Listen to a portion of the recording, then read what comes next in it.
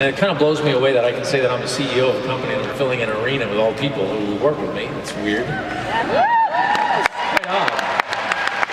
But here's what I know. That it's all my fault when it goes wrong. Literally. Everything that goes wrong as it relates to Beachbody, to Team Beachbody, to Beachbody Live, to Beachbody On Demand, when it goes wrong, it's my fault. When a package arrives at your house and it looked like somebody literally threw it off the Matterhorn, that's my fault. When you call customer service and you have to go through 4 people who probably speak 4 different dialects of English and you're still unsatisfied, that is my fault.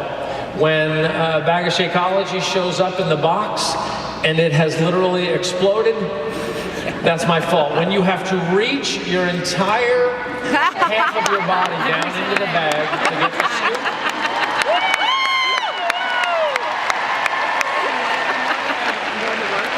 that's your fault. No, that's my fault. It's all my fault. Nothing prepares you to be the CEO except being the CEO. That's what I've come to learn. There is no CEO school, and you're going through the same thing. You're the CEOs, and here's the funny thing about that. The second you get the title of CEO, and you are all the CEOs of, and once you become a coach, you become the CEO of your own business, everybody expects you to know what to do and how to solve problems and how to deal with blame and rejection without ever letting it affect you.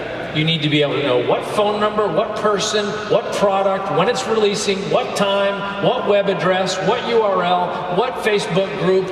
You have to know. We put an app out and 10 minutes later, you have to know how to master it, and we don't even know how to get it on Android, for Christ's sake. Welcome to the club of being the CEO.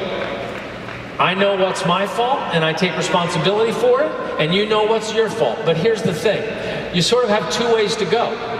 You can suffer it as a CEO. You can go through this aspect of being a professional in this business, and you can completely suffer when somebody returns the product, or they don't finish the program, or they reject you. And you will suffer it, because I suffer it. When we put a show up, when something doesn't sell through, Shalene talked yesterday about Shalene Extreme. We really did put millions of dollars, because we had so much faith in that program, but we couldn't get the efficiencies of TV media to work. And we suffered when people rejected that. And I took it really personally, just like I think Shalene did. But never do we let it derail our intention or our hope or our desire to help the next person, or to learn from that to go to the next. We try the next thing, and you try the next thing. You take responsibility for that, and you learn from it, and you try the next thing. And it's brutal. It's absolutely brutal. And we're allowed to sit here in this room and go through 3 days and super workouts and super training and know that when we leave here and we're going to invite people and you're going to try to get people onto Team Cup and they're going to be like, I don't really need an Apple Watch, or I don't really like the t-shirts that they've got, or I don't really know what the Team Cup's about, and they're going to reject you, and you're going to have to compel them to do it because you are the CEO, and it's brutal. But if we want to reach people, we have to be able to handle brutal. No, we don't have to just handle it's hard. I heard Miguel Carrasco on a team call a couple weeks ago, and he was like, you got to choose your hard. And I'm like, yeah, you got to choose your hard. We got to choose our brutal, because it's brutal to do this every day. But you got to realize, we're trying to change something that nobody has ever done before. And guess what? We got to be thankful that we get this opportunity. Every problem, every time Shakeology goes out there and explodes, you know what that means? When somebody gets, by the way, whoever the cameraman is who has to keep the guy in the middle of the thing, good for you, man. You're doing a great job this weekend.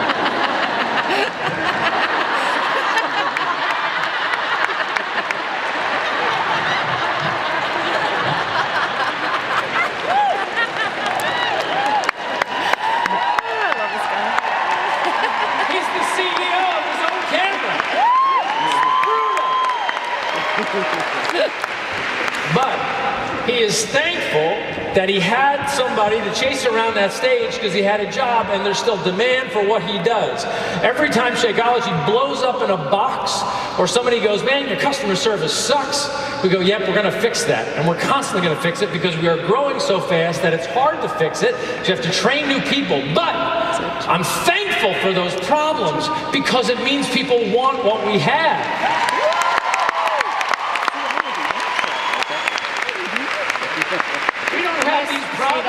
We got bigger problems. Next time you start talking about CR. And people are like, man, your customer service is perfect. Why is that? Because I never called them because I never ordered your stuff. That's a problem. So as CEOs, we have to prioritize. What do we do? How do we pick our brutal? How do we prioritize things? Jeff talked about you leave here and like not everything is equal, right? Well, first off, I'm going to ask you, you've got to take care of your health. We can't take that for granted. And again, I always make the point, it's not about your abs, it's not about the way you look in the mirror, but it is about what's going on the inside. It is how you digest food. It is how much extra fat is clinging to your vital organs. It is the example that you're setting for your kids. As CEOs, you have to be the proof. We mean that for real. You have to set the example. And by the way, you know how they say in the airplane, you know, put the oxygen mask on yourself before you put it on your kid? That seems kind of heartless when you hear it. I was like, well, that doesn't seem right. I should save my kid first.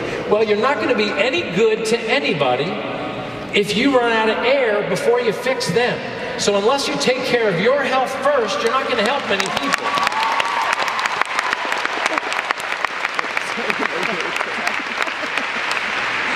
Second thing you got to take care of is you got to make sure that your cash flow is okay. You got to take care of your wealth. You got to be responsible about it. You don't leave your full-time job before you have enough cash flow and enough confidence that you can do this job full-time. And if you're doing this job full-time as a coach, you have to work it every day as if it's going to disappear tomorrow, because that's the way I do it. When I wake up, I don't take for granted, man. I don't know if Country Heat's going to work. I don't know if Fixate's going to work. I don't know if we'll find traction with the 3-week yoga retreat. I don't know if people are going to like the Core to Force program. And I operate every day like it's going to be completely wholesale rejected, and I've always got plan B, C, D, and E lined up. That's the way you got to operate. This is why we say invite, invite, invite. Because if you only invite, you are screwed. You've got to invite, invite, invite, because 99 out of 100 are going to say no. They're not going to get it. They're not going to care about the money-back guarantee.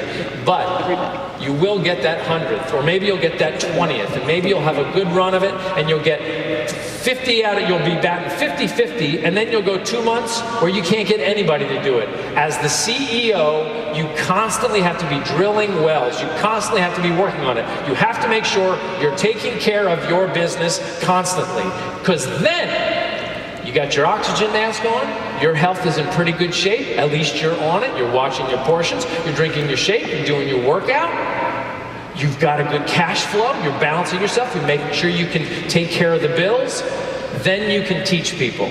Then you can help your team who want to do the same thing.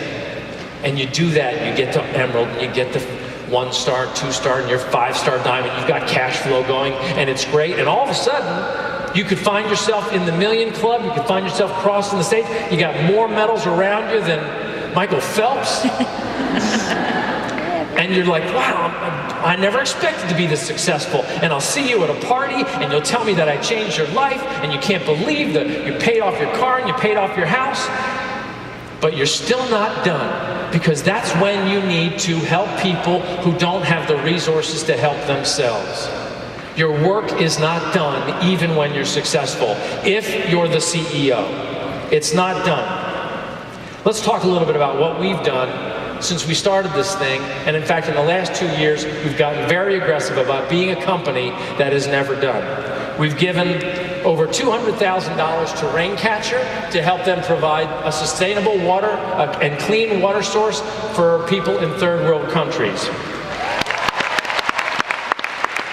We've given $100,000 to an organization called You Gotta Believe in New York, which does the very difficult task of placing teenagers in foster care into permanent homes. We gave $71,000 to the Red Cross to help with the Calgary fires a little while ago.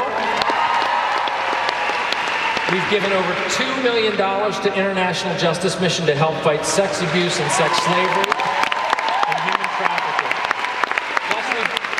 Plus we've committed another $500,000 in connection with the expansion of Beachbody On Demand International, with $5 for every sign-up internationally. We gave $689,000 to Mission Continues to help transition veterans out of active duty. We gave $586,000 to Upward Bound House to help homeless families get shelter, most of them single moms. And right now, you might not be aware of the Lakota tribe in South Dakota. It's called Pine Ridge, the Native American tribe called Lakota, where there's 85% unemployment, a 70% dropout rate, and 80% diabetes in that population. They don't have a sustainable source of water because it's all been taken out by surrounding corporations. Homelessness is rampant.